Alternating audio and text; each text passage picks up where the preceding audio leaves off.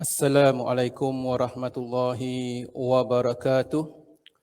Alhamdulillah, alhamdulillahilladzi hadana li hadza wa ma kunna linahtadiya laula an hadanallah. Wa asyhadu an la ilaha illallah wahdahu la syarikalah wa asyhadu anna Muhammadan abduhu wa rasuluh. Allahumma salli ala Muhammad wa ala alihi wa ashabihi ajmain. Allahumma arinal haqqa haqqan warzuqna ittiba'ah wa arinal batila batilan warzuqna ijtinabah. Allahumma inna nas'alukal huda wat-tuqa wal afafa wal ghina. La ilaha illa ant subhanaka inna kunna minadh zalimin. Radina billahi rabba wa bil islami dina wa bi Muhammadin nabiyya wa rasula. Rabbana zidna ilman nafi'a mubarakah wala hawla wala quwwata illa billahil aliyyil azim. Alhamdulillah, hadirin dan hadirat yang dirahmati Allah, pertama sekali marilah kita memanjatkan kesyukuran kepada Allah Subhanahu wa taala. Kerana dengan limpah kurnia-Nya serta taufik dan hidayah yang Allah Subhanahu wa taala kurniakan kepada kita, dapat kita bersama-sama sekali lagi pada pagi yang mulia ini untuk kita meneruskan pengajian dan perbincangan kita, dan kita sedang kupaskan dalam masalah perkara-perkara yang berhubung kait dengan solat Jumaat, tetapi belum lagi membincangkan tentang tata cara rukun solat Jumaat dan sebagainya. Jadi para jemaah yang dirahmati Allah, pada pertemuan kita yang lalu telah kita kupaskan sehingga muka surat 182. Hari ini insya-Allah kita akan meneruskan pengajian kita di muka surat 183, betul? Baik. Hadirin dan hadirat yang dirahmati Allah, pada pertemuan kita yang lalu telah kita kupaskan bersama bahawasanya kita disunatkan memperbanyakkan selawat ke atas Nabi SAW pada malam Jumaat dan pada hari Jumaat. Allahumma salli ala Muhammad. Kita juga disunatkan untuk membaca surah Al-Kahfi. Surah Al-Kahfi adalah surah yang ke-18 dalam Al-Quran. Pada malam Jumaat dan pada hari Jumaat. Jadi boleh kita bagi-bagikan masa bermula dengan terbenamnya matahari malam Jumaat. Kalau kita boleh dapat baca kesemuanya, walhamdulillah. Kalau tidak, kita baca setengah malam Jumaat, setengah lagi pada hari Jumaat dan sebagainya. Alhamdulillah, kita juga telah bincangkan pada pertemuan kita yang lalu, apabila kita seseorang itu ingin pergi tunaikan solat Jumaat, maka beliau itu disunatkan berhias dan juga untuk berpakaian baik, bersih dan sebagainya.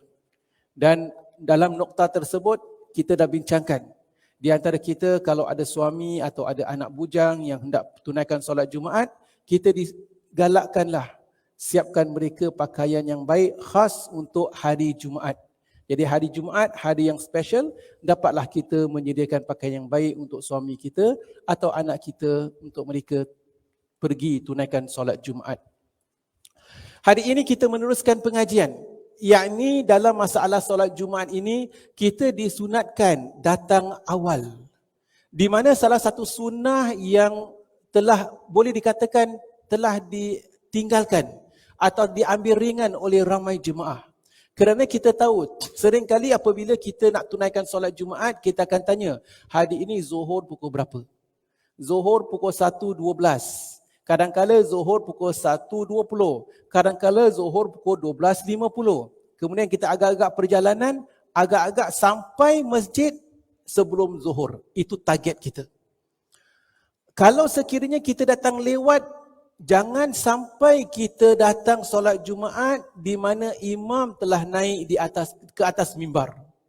Apabila imam naik ke atas mimbar, maka para malaikat semua akan duduk dan dengarkan khutbah yang disampaikan oleh imam. Jadi para jemaah yang dirahmati Allah, paling lambat jangan sampai kita datang di mana imam telah naik atas mimbar. Namun sunnahnya sangat digalakkan kita datang awal.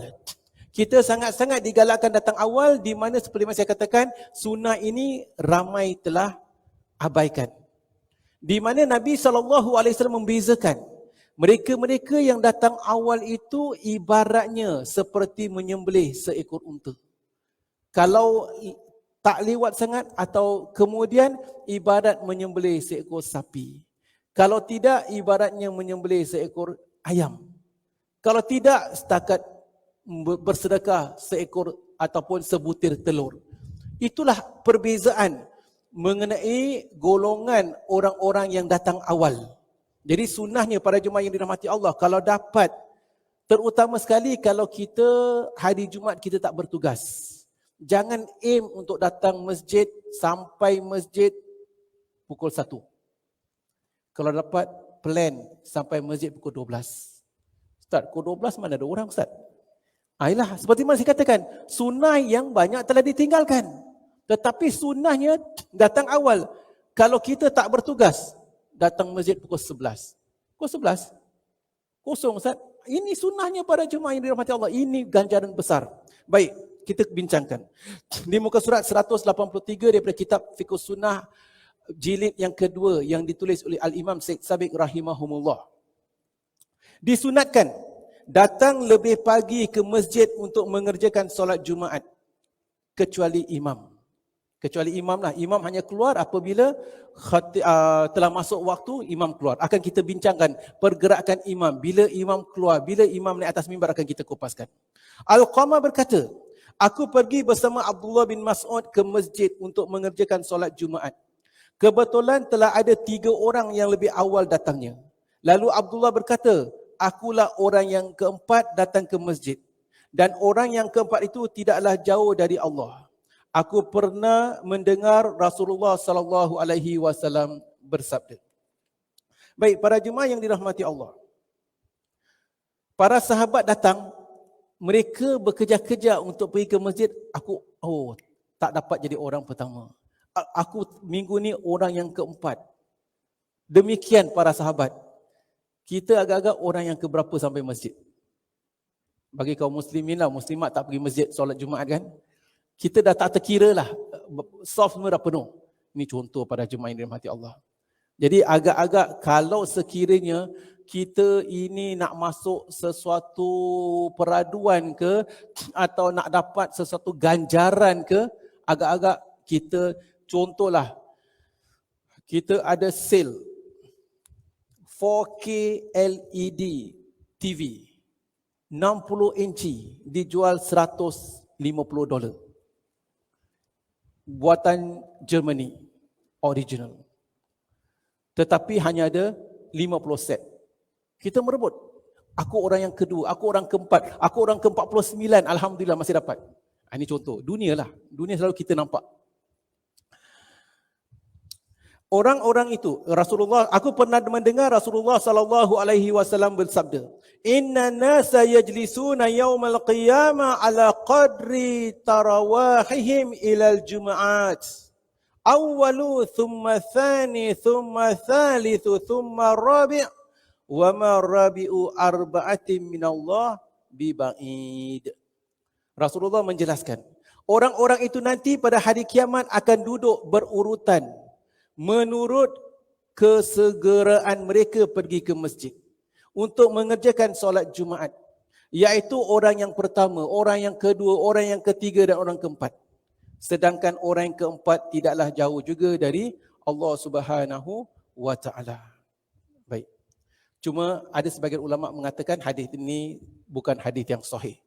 Cuma apa yang dapat kita lihat, para sahabat itu mereka bekerja-kejar untuk pergi ke masjid.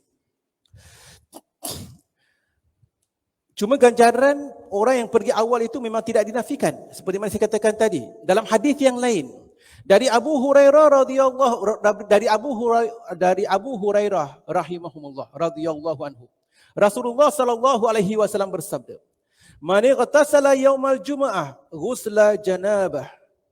Barang siapa yang mandi pada hari Jumaat, mandi junub.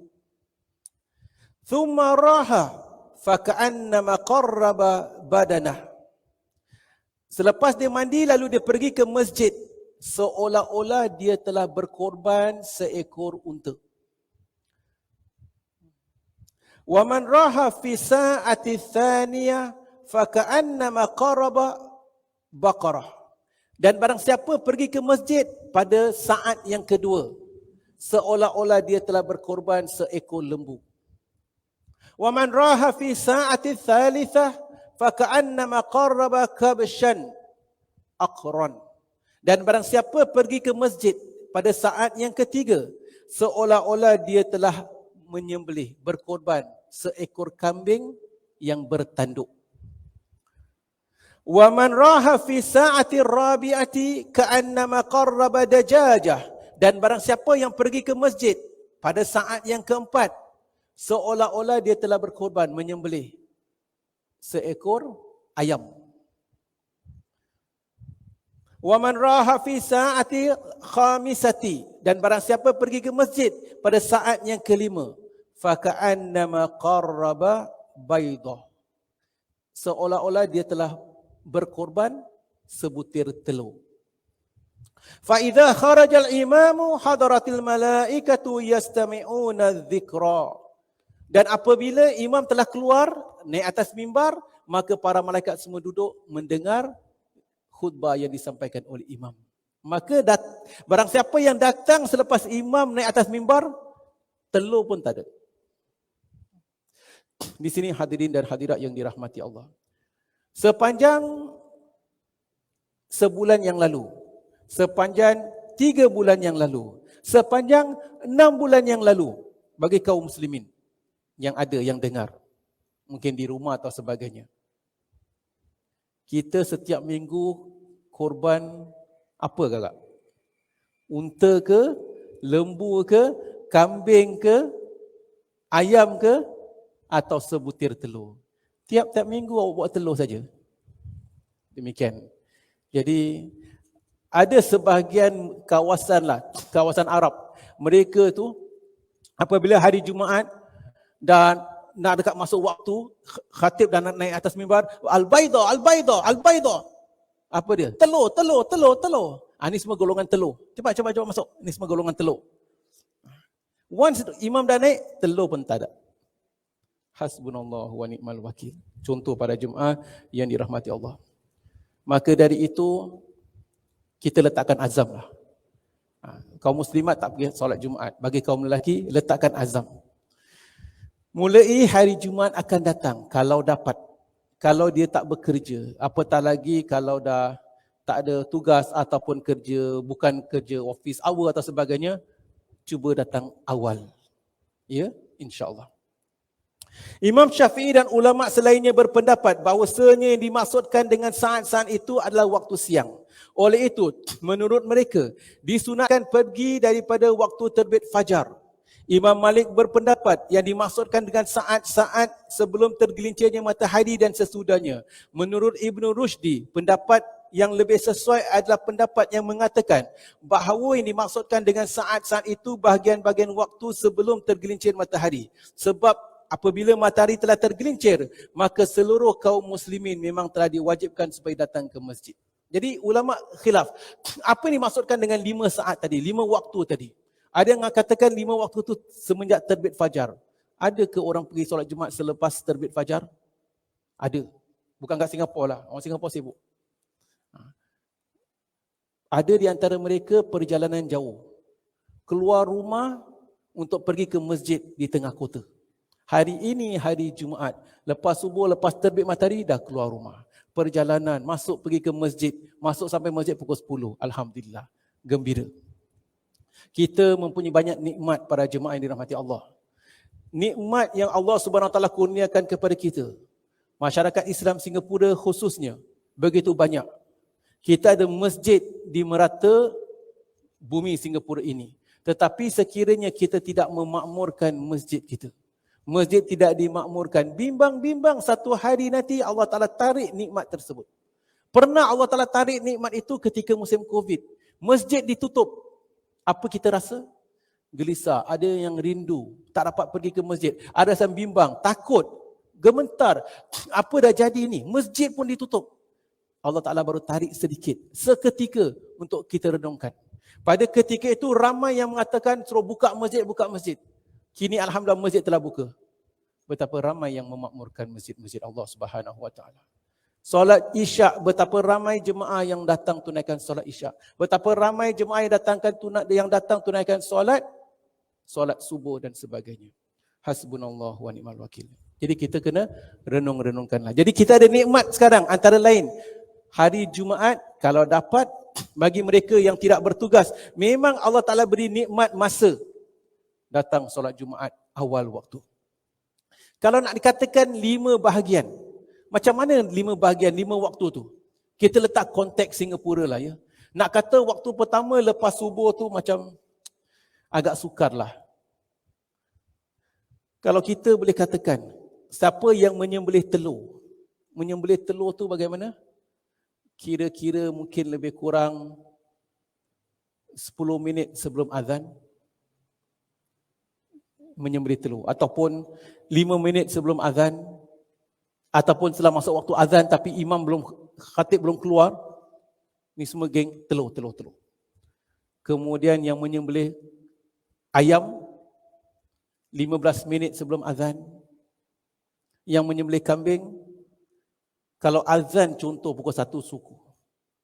Yang menyembelih ayam datang pukul 12.50, mereka ibarat korban ayam. Yang datang 12.30 atau 12 suku onwards, ibarat menyembelih kambing. Yang datang pukul 10.45,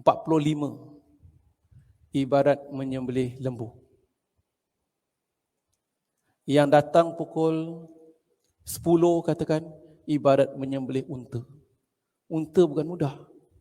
Ini contohlah.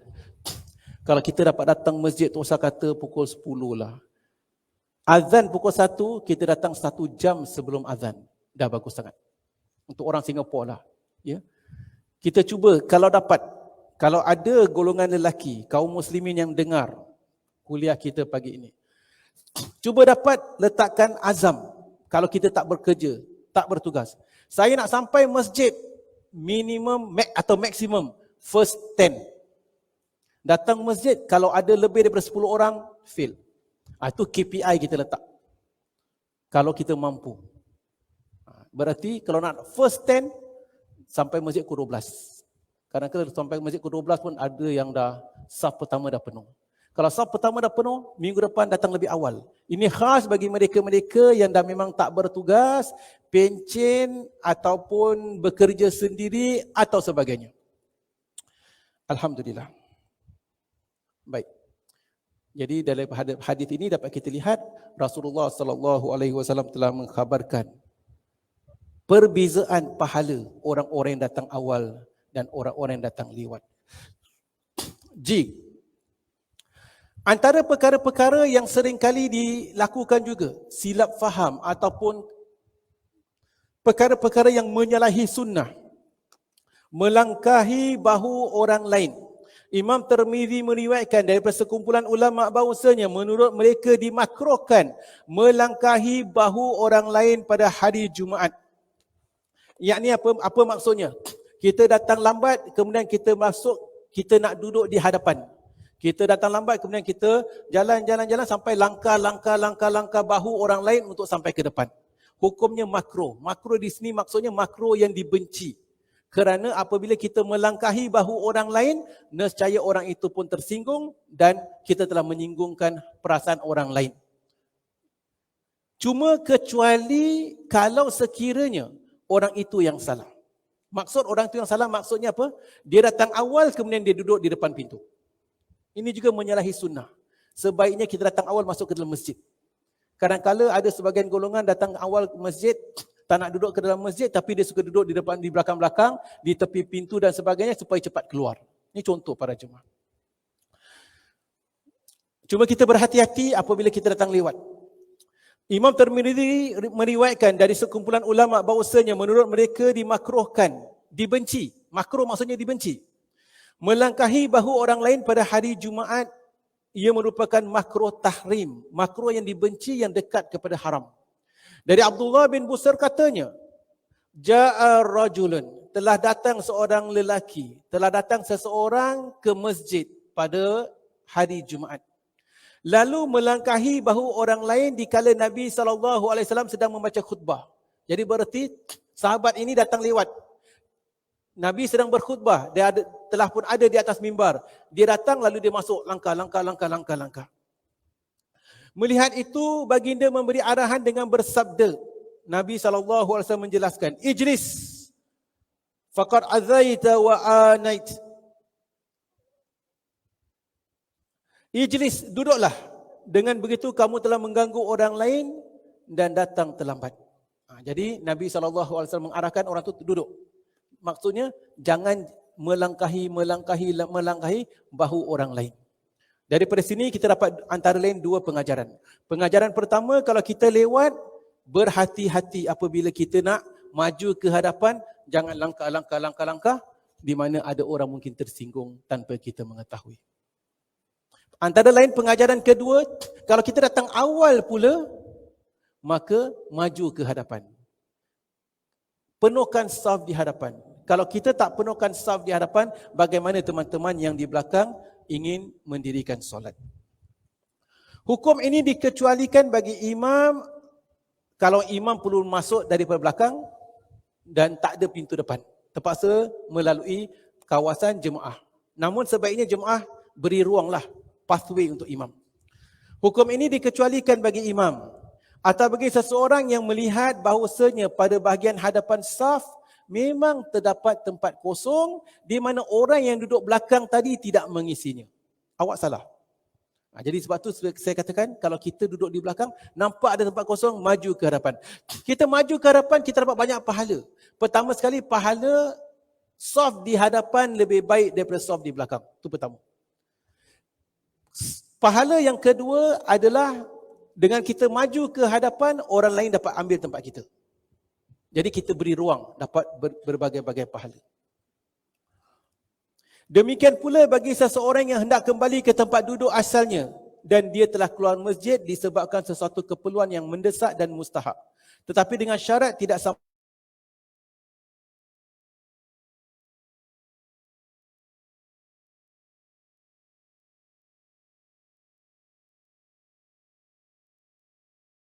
tadi kita duduk di sini kemudian batal wuduk atau sebagainya, kita perlu keluar, kita boleh duduk tempat duduk kita semula.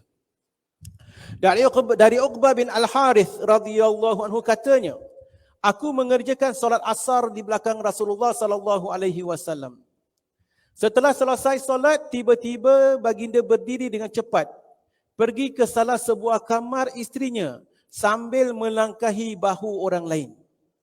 Para sahabat terkejut melihat baginda bergegas seperti itu. Setelah itu beliau melihat para sahabat masih lagi dalam keadaan hairan melihat perilaku apa yang dilakukan oleh Nabi SAW tadi. Lantas Nabi SAW bersabda, aku teringat akan emas yang masih ada di rumah dan aku khawatir dia akan mengganggu fikiranku. Oleh itu aku perintahkan supaya dibagikan kepada yang berhak menerimanya. Jadi Rasulullah SAW tadi teringat ada orang bayar zakat. Oh, ada emas. Tak nak menjejas kekhusyukan. Jadi daripada sini kita dapat melihat ada beberapa pengajaran. Di sana ada maslahah, memandangkan ada maslahah, diperbolehkan kita keluar. Katakan kita sedang berada di tengah-tengah dewan solat. Kita ada maslahah, contoh terbatal wuduk, kita boleh keluar. Bahkan kita boleh datang semula tempat kita semula. Tetapi konteks kita ni kalau kita dah keluar, orang dah ambil lah tempat kita. Kita solat di luar saja. Ya? Tetapi diperbolehkan kita keluar. Sebab yang lain, contoh kalau kita datang solat di masjid, lalu kereta kita park sebarangan, kemudian kita blok orang punya jalan. Orang nak keluar tak boleh keluar. Dalam hal sedemikian, awak keluar itu lebih afdal. Kerana awak telah menjejas lalu lintas orang. Jadi asalnya perlu kita lebih berhati-hati.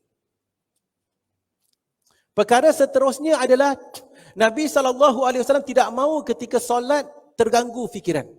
Jadi apa juga perkara, kalau kita solat boleh mengganggu kekhusyukan kita, jangan solat dulu, sempurnakan. Contoh, kita sedang fikir-fikir, terang tulis apa benda nak, lepas ni nak buat apa, terus kawan ajak solat, Kawan ajak solat, perkara yang kita fikir tu akan ada di fikiran kita. Sebaiknya tulis, letak poket, solat. Sebab kalau tidak, ketika solat kita akan fikir berbagai-bagai perkara.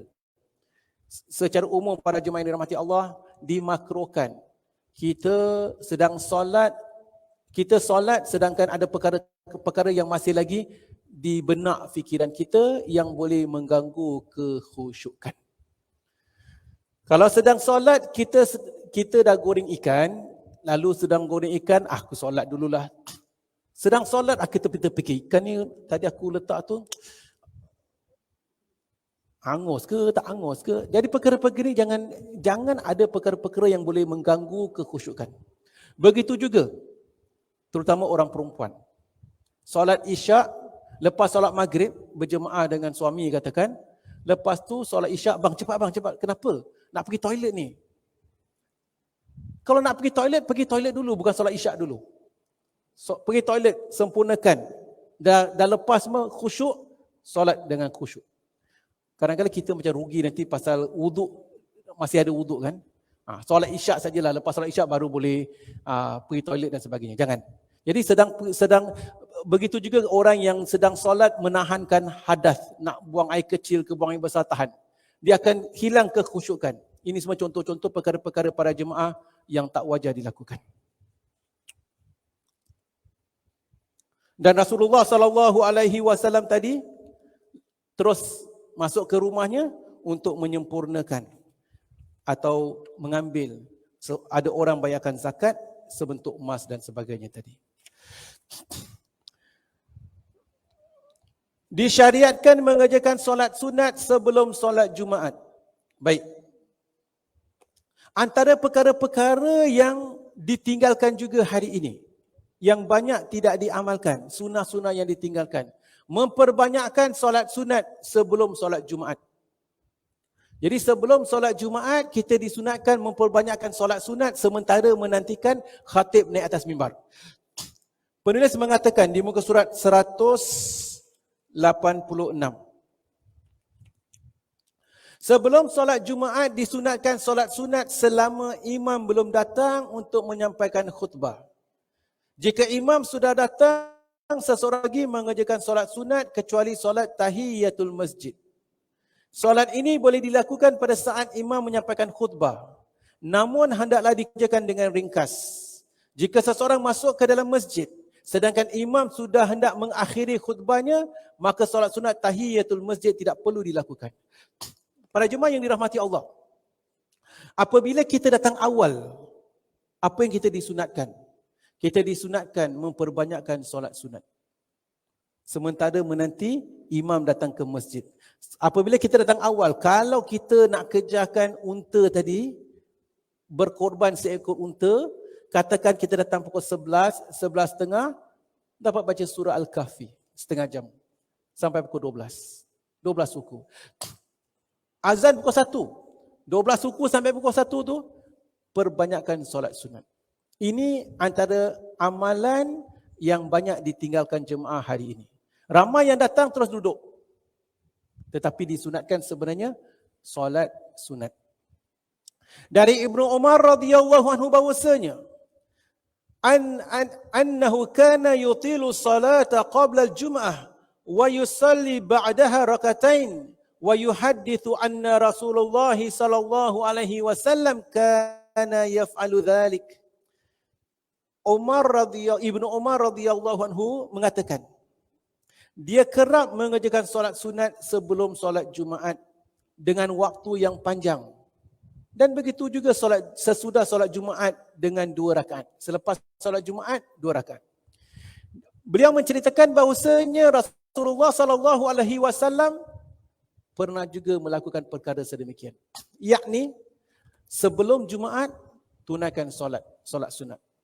Jadi ada di antara kita kalau sebelum Jumaat itu kalau ada masa solat sunat, solat hajat, solat sunat, solat duha. Kita buat solat duha tu panjang seolah-olah macam solat tasbih. Lamakan rukuk, lamakan i'tidal, lamakan sujud. Ini sunnahnya. Ini sebaiknya. Tetapi hari ini amalan yang boleh dikatakan telah ditinggalkan. Kenapa telah ditinggalkan? Kerana ramai yang dah tak buat. Kenapa ramai yang dah tak buat? Kerana dah kurang didedahkan. Ini contoh, kurang ditekankan. Ini penting para jemaah, kita hidupkan semula. Saya berhadapan dengan kaum muslimat yang tak tunaikan solat Jumaat, apa boleh buat? Tetapi bagi kaum muslimin, itulah antara lain sunnah-sunnah untuk dilakukan sementara menantikan imam naik atas mimbar. Sebab itu minggu lalu telah kita kupaskan. Sebab itu dimakruhkan, tak digalakkan masjid sedang menanti azan Zuhur, sedang menanti masuknya waktu Zuhur tunaikan solat Jumaat, kalau masjid baca Quran dengan kuat atau sebagainya. Tak disunatkan. Kerana apa? Kerana waktu itu waktu untuk solat-solat sunat dan disunatkan semua solat sendiri-sendiri. Dari Abu Hurairah radhiyallahu anhu dari Nabi sallallahu alaihi wasallam,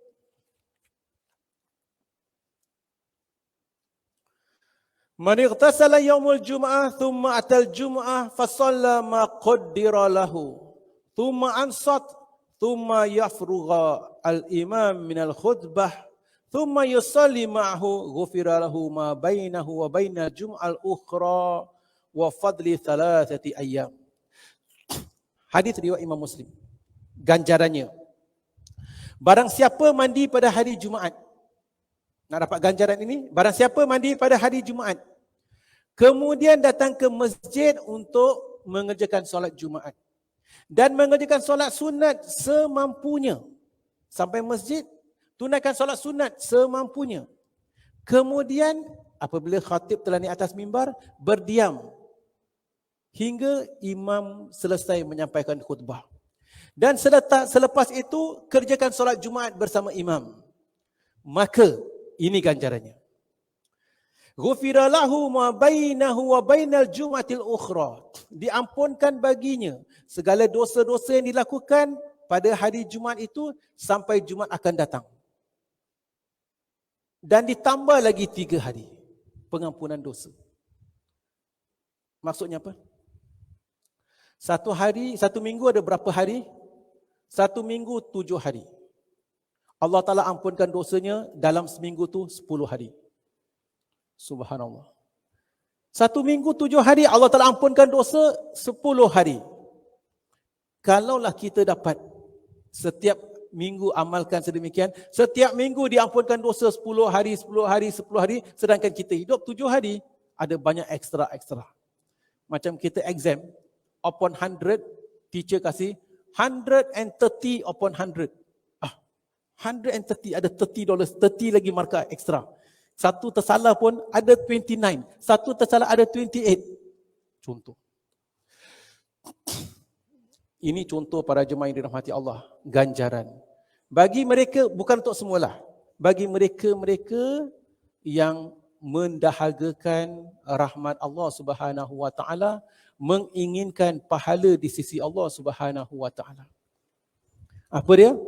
Mandi pada hari Jumaat. Kita dah bincangkan minggu lalu, mandi pada hari Jumaat, pergi ke masjid, kemudian sementara nantikan imam, solat seberapa yang termampu. Kemudian imam naik atas mimbar, dengar, hayati. Kemudian tunaikan solat bersama imam. Diampunkan dosa-dosa daripada Jumaat tersebut dengan Jumaat berikutnya, dan diampuni dan ditambah lagi 3 hari. Subhanallah. Ya Allah, ya Tuhan kami, golongkanlah kami dan ahli keluarga kami bersama golongan hamba-hamba-Mu yang mendapat ganjaran dan fadilat sedemikian. Amin ya rabbal alamin. Dari Jabir radhiyallahu anhu katanya, dakhala rajulun yaumal jumu'ah wa Rasulullah sallallahu alaihi wasallam yakhutub faqala salait, qala la, qala fasalli rak'atain. Dari Jabir, beliau menceritakan, ada seseorang lelaki masuk ke dalam masjid pada hari Jumaat. Datang ke dalam masjid pada hari Jumaat, Nabi sedang khutbah. Lalu apabila beliau itu masuk ke dalam masjid, Nabi bertanya, hal salait? La. Nabi bertanya, kamu telah solat ke belum? Beliau katakan, belum. Fasalli. Rasulullah mengatakan, fasalli rak'atain. Solatlah 2 rakaat. Ini menunjukkan dalil. Beberapa perkara. Pertama sekali, apabila seseorang itu datang ke masjid lebih awal, beliau disunatkan perbanyakkan solat sunat. Akan tetapi apabila khatib telah naik atas mimbar, stop. Jangan kerjakan solat-solat sunat yang lain. Kecuali satu.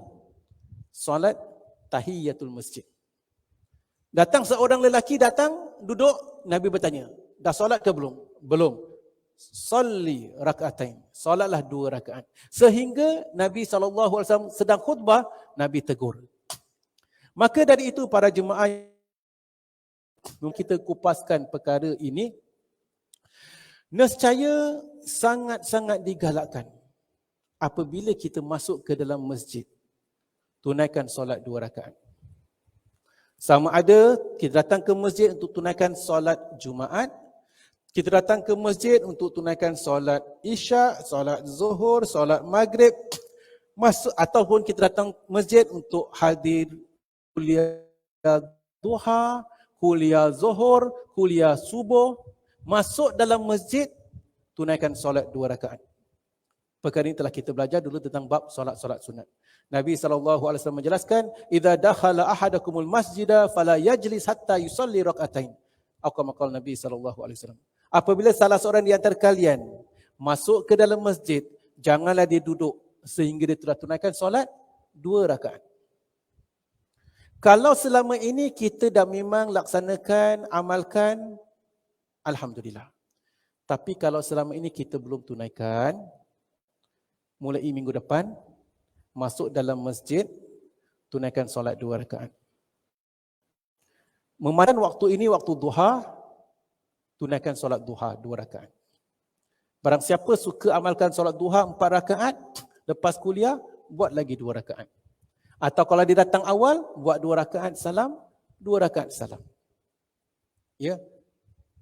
Ada orang bertanya, Ustaz, kalau kita datang, kemudian ceramah telah pun bermula, mana lebih afdal? Nak duduk dengar ceramah, dengar kuliah, dengar syarahan, atau nak solat 2 rakaat dulu? Tuntut ilmu wajib. Solat sunat, solat 2 rakaat sunat. Mana lebih afdal? Ya? Kita lihat. Yang kita datang kuliah tu, kuliah yang disampaikan oleh siapa? Ustaz-ustaz kita lah, teman-teman kita, pak imam kita, guru-guru kita, asatizah kita. Jadi persoalan nak solat ke nak dengar kuliah lebih mustahak? Seperti mana saya katakan, yang kita datang kuliah tu yang disampaikan oleh siapa? Ustaz-ustaz kita. Kita lihat di zaman Nabi SAW, khutbah Jumaat disampaikan oleh siapa? Khutbah tazkirah disampaikan oleh Nabi SAW. Teman tadi, sahabatnya, masih lagi disuruh solat 2 rakaat, baru dengar. Kalau khutbah yang disampaikan oleh Nabi SAW sendiri masih lagi diutamakan masuk masjid tunaikan solat 2 rakaat, apatah lagi dengan kuliah ke ceramah ke oleh ustaz-ustaz kita. Ya, jadi kalau dapat masuk ke dalam masjid tunaikan solat 2 rakaat. Walaupun kuliah telah bermula. Mungkin kecuali kalau kita, Ustaz, saya datang ni tak ada tempat. Saya kena betul-betul diri kat depan tengah-tengah. Kemudian kalau saya solat, orang semua belakang semua tengok. Okeylah. Jadi ada sebagian ulama katakan, gantikan dengan zikrullah, subhanallah, walhamdulillah, wala ilaha illallah, wallahu akbar. Tetapi asalnya adalah, idza dakhala ahadakumul masjid, fala yajlis hatta yusalli rak'atain. Apabila salah seorang di antara kalian masuk ke dalam masjid, jangan dia duduk sehingga dia telah tunaikan solat 2 rakaat. Sahabat ini datang lewat, Nabi SAW tanya, hal solait? Adakah kamu telah solat? Belum. Salli rak'atain. Solat 2 rakaat. Ya. Kalau agak-agak ada teman kita datang, saya tanya pula, dah solat belum? Solat 2 rakaat. Minggu terdepan dia tak datang pula nanti. Orang Singapura kan manja. Cakap kasar sikit, kecil hati. Semua nak kena belai dan dodoi dan sehingga mereka yang buat maksiat sekalipun tak boleh tegur dengan kasar. Contohlah ya. Baik. Itu bukan perbincangannya Nabi SAW yang menyuruh. Kita letakkan azam. Tapi Ustaz, saya tak ada wuduk lah. Kalau tak ada wuduk, sebelum keluar rumah, berwuduk. Jadi masuk ke dalam masjid, dalam perjalanan berwuduk, Alhamdulillah. Masuk masjid dalam keadaan wuduk, tunaikan solat. Saya dah berwuduk, tapi tadi dalam bas buang angin lah Ustaz. Ini kan macam-macam alasan kan kita ada. Kalau dalam bas buang angin, masuk ke dalam masjid, wuduk. Masuk masjid, dalam keadaan wuduk, iktikaf. Tapi Ustaz, saya nak berwuduk, susahlah Ustaz. Dah begitu, dah begini, dah pakai pakaian. Kalau demikian, susah berwuduk, kalau dah terbatal wuduknya, masuk dalam masjid, tayamum. Tapi Ustaz, ada air boleh tayamum. Tayamum, kalau ada air tak boleh tunaikan solat fardu. Tetapi tetap boleh tunaikan solat sunat. Tayamum, kita dah belajar dulu bab tayamum. Sebelum pegang Al-Quran, kalau tak ada wuduk, tayamum. Contoh. Tayamum, kalau tak ada tanah, kat belakang ada banyak tanah. Tak ada tanah, tayamum dengan debu, abuk, sapu, tembok dan sebagainya. Masuk dalam masjid, tunaikan solat 2 rakaat. Ya, contohlah. Jadi alasan-alasan ni setan saja yang beri alasan. Asal nak malas-malaskan diri kita lah ya. Baik. Mana kita berhenti? Dalam riwayat yang lain disebutkan, apabila salah seorang di antara kamu datang pada hari Jumaat, idza jaa ahadakumul yaumal jumu'ah wal imamu yakhtub falyarka' rak'atain. Apabila salah seorang di antara kalian datang pada hari Jumaat sedangkan imam sedang menyampaikan khutbah, maka hendaklah dia mengerjakan solat 2 rakaat tetapi ringkas. Imam dah sampaikan khutbah. Jadi awak datang ke dalam masjid, tunaikan solat 2 rakaat ringkas. Jangan pula rakaat pertama nak baca surah panjang-panjang, surah Al-A'la ke surah Al-Ghashiyah, tak payahlah. Baca inna a'tainakal kautsar pun boleh. Qul huwallahu ahad pun boleh. Ringkas-ringkas. Pasal khatib dah atas mimbar. Menurut riwayat yang lain, idza jaa ahadakumul yaumul jumu'ah faqad kharajal imam falyusalli rak'atain. Apabila kalian masuk ke dalam masjid, imam telah keluar menyampaikan khutbah, tunaikan solat 2 rakaat. Jadi solat 2 rakaat tetap masih lagi dituntut. Demikian hadirin dan hadirat yang dirahmati Allah. Berpindah tempat duduk bagi orang yang mengantuk. Baik. Waktu solat Jumaat, waktu khutbah adalah waktu yang paling sering kali jemaah mengantuk. Ya? Kenapa ya? Kenapa?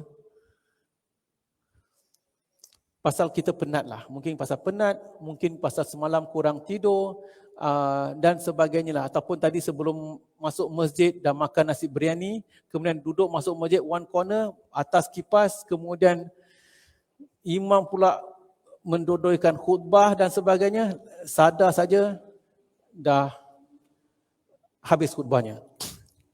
Nabi telah memberikan satu petua. Kalau kita mengantuk, seseorang yang mengantuk, apa nak kena buat? Tukar tempat duduk. Seseorang yang mengantuk di dalam masjid, disunatkan supaya berpindah dari tempat duduk ke tempat yang lain. Sebab dengan bergerak kadang-kala dapat menghilangkan rasa mengantuk dan dia boleh dilakukan pada hari Jumaat maupun pada hari-hari selainnya. Dari Ibnu Umar bahawasanya Nabi SAW telah bersabda, "Idza na'isa ahadukum wa huwa fil masjid falyatahawwal min majlisihi dzalika ila ghairihi." Apabila salah seorang itu merasa ngantuk di dalam masjid, sebaiknya dia berpindah dari tempat duduk yang asal kepada tempat duduk yang lain. Ngantuk tak? Ngantuk. Tukar tempat duduk. Tapi Ustaz, kalau dah tukar tempat duduk nanti dah hilang ngantuk. Oh, awak memang nak ngantuk lah. Memang nak tidur. Tapi kalau tukar pula, boleh dikatakan satu masjid semua tukar. Apa sebab semua tukar? Sebab ngantuk. Selain daripada itu juga, kalaulah trend di mana jemaah seringkali ngantuk ketika khutbah, something may not be right somewhere. Kita kalau ada sesuatu perkara, berlaku bencana, kita akan buat postmortem. Kita akan muhasabah. Kenapa berlaku satu perkara? Tetapi saya tak tahu pula ya, ada tak di sana research atau maklum balas ataupun buat pengkajian, buat study. Pertama sekali, berapa ramai jemaah yang tidur ketika khatib sampaikan khutbah? Ada buat study tak? Kena buat study lah kalau gitu. Memang mungkin kalau siapa yang sebaiknya Majlis Agama Islam Singapura pun buat study. Kalau Majlis Agama Islam Singapura tak nak buat, belum tak terfikir untuk buat study atau sebagainya, mungkin persatuan-persatuan ataupun badan-badan Islam, badan-badan dakwah kena buat study. Kalau badan-badan dakwah tak nak buat study, masjid tu mungkin boleh buat study. Buat Google Form, siapa yang balik scan QR code. Saya tidur ke tak tidur tadi. Jangan letak nama lah. Tengok study. Berapa banyak orang tidur rupanya. Mana tahu dalam 1,000 jemaah yang tidur mungkin 10 orang. Ada tak? Baguslah kalau tidur setakat 10 orang out of 1,000. Tetapi kalau yang tidur setengah, macam mana? Kalau yang tidur 3 suku, macam mana pula? Apa sebabnya? Jadi pertama sekali nak kena buat study betapa ramai orang yang terlelap ketika khatib sampaikan khutbah. Selepas kita dapat buat study sedemikian, apakah penyebab? Adakah sebabnya pasal kita penat sangat? Atau adakah sebabnya pasal kita masuk ke dalam masjid dalam keadaan lapar? Atau adakah sebabnya ketika kita dengar khutbah dalam keadaan terlalu kenyang? Atau apakah sebabnya pasal masjid sekarang dah aircon? Ada masjid pakai helikopter punya kipas? Apa sebabnya? Cari. Atau mungkin topik khutbah yang boring ke? Pusing-pusing rakyat yang baik, Muslim yang baik. Baik jadi jiran tetangga yang baik. Contoh, tapi perkara itu mustahak. Atau topik tak salah. Mungkin yang menyampaikan itu salah. Ada yang katakan, saya dengar-dengarlah. Khutbah ni macam dengar orang baca warta berita. Jadi contoh. Jadi kalau silapnya pada inti khutbah, macam mana kita boleh memperbaiki inti khutbah? Kalau silapnya cara penyampaian khutbah, macam mana kita boleh memperbaiki cara penyampaian khutbah? Nanti kita akan bincangkan. Nabi SAW menyampaikan khutbah dengan keadaan full emphasize. Sampai matanya dikatakan sampai merah-merah. Nabi emphasizekan. Seolah-olah Nabi berhadapan dengan bala tentera untuk bangkitkan semangat mereka. Wah, ini contoh. Jadi tujuannya untuk muhasabah, perbaiki. Kalau tak ada orang yang nak buat pengkajian sedemikian, mungkin siapa nak buat tesis, nak buat research, university student ke, buatlah antara lain. Contoh.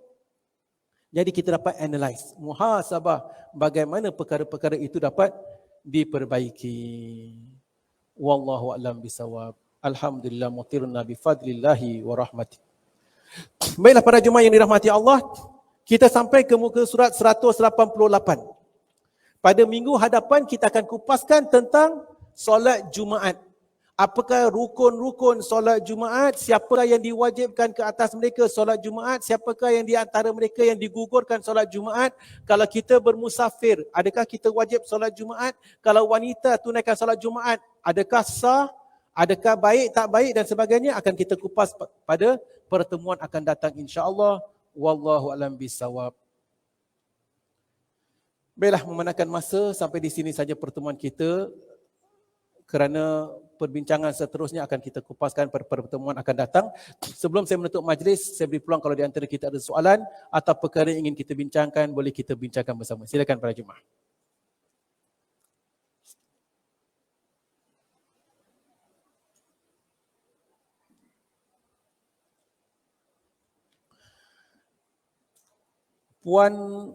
Puan Aziza Abdul Rahman. Beliau bertanya melalui online lah ya. Alhamdulillah saya kesempatan lakukan solat Jumaat di luar negara.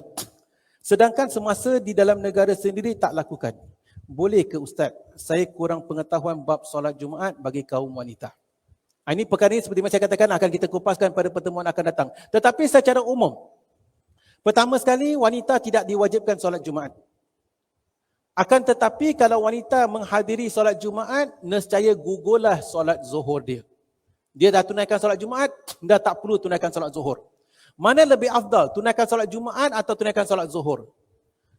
Secara umum, dalam keadaan negara kita ini, di mana ramai jemaah lelaki, afdalnya bagi kaum muslimat, jangan pergi solat Jumaat. Beri keutamaan, beri laluan, beri ruang kepada kaum muslimin. Kecuali masjid itu terlalu besar dan memang lelaki kaum muslimin pun tak penuh. Sebagai contoh, Masjid Al-Amin di Teluk Belanga. Kawasan Teluk Belanga tak ramai orang Islam. Tetapi mempunyai masjid yang begitu besar. Tingkat 1, tingkat 2, tingkat 3. Lapang sangat. Dan dikelilingi oleh masjid yang lain. Kat belakang sana ada Masjid Temenggung. Dekat Vivo sana. Jadi masjid kat Teluk Belanga tu, macam mana ramai sekalipun, tingkat 3 kosong. Kalau pihak masjid dalam keadaan sedemikian nak buka ruang untuk kaum muslimat, tingkat 3, silakan. Jadi ada kaum muslimat dapat sekali-sekala nak tunaikan solat Jumaat, pengalaman, silakan. Tetapi secara umum, kalau untuk masjid-masjid yang lain, pertama sekali bagi pihak jawatan kuasa masjid tak perlu nak adakan ruang untuk solat Jumaat bagi kaum muslimat. Kerana kita utamakan kaum muslimin. Kalau kita adakan ruang sekalipun, kerana ada ruang yang ada, perjalanan masuk dan keluar agak menyukarkan. Jadi tak perlu, after all kaum muslimat pun tak diwajibkan solat Jumaat dan kita ingin beri keutamaan bagi kaum muslimin. Kaum muslimat kita niatkan, saya tak hadiri solat Jumaat pasal nak beri ruang untuk kaum muslimin, kita dah dapat pahala. Ya, contoh. Wallahu a'lam bisawab. Nanti kita akan kupaskan tentang kewajipan mengerjakan solat Jumaat, rukun-rukunnya dan syarat-syaratnya dan sebagainya. Wallahu a'lam bisawab. Ada soalan yang lain? Kalau tak ada, alhamdulillah sampai di sini saja pertemuan kita. Segala yang benar itu daripada Allah Subhanahu wa taala, segala silap dan salah atas kelemahan saya sendiri. Wallahu a'lam bisawab. Aqulu qauli hadza wa astaghfirullahal azim li wa lakum wa lisairil muslimin wal muslimat wal mu'minin wal mu'minat. Subhanakallahumma wa bihamdika asyhadu an la ilaha illa anta nastaghfiruka wa natubu ilaik. Wassalamualaikum warahmatullahi wabarakatuh.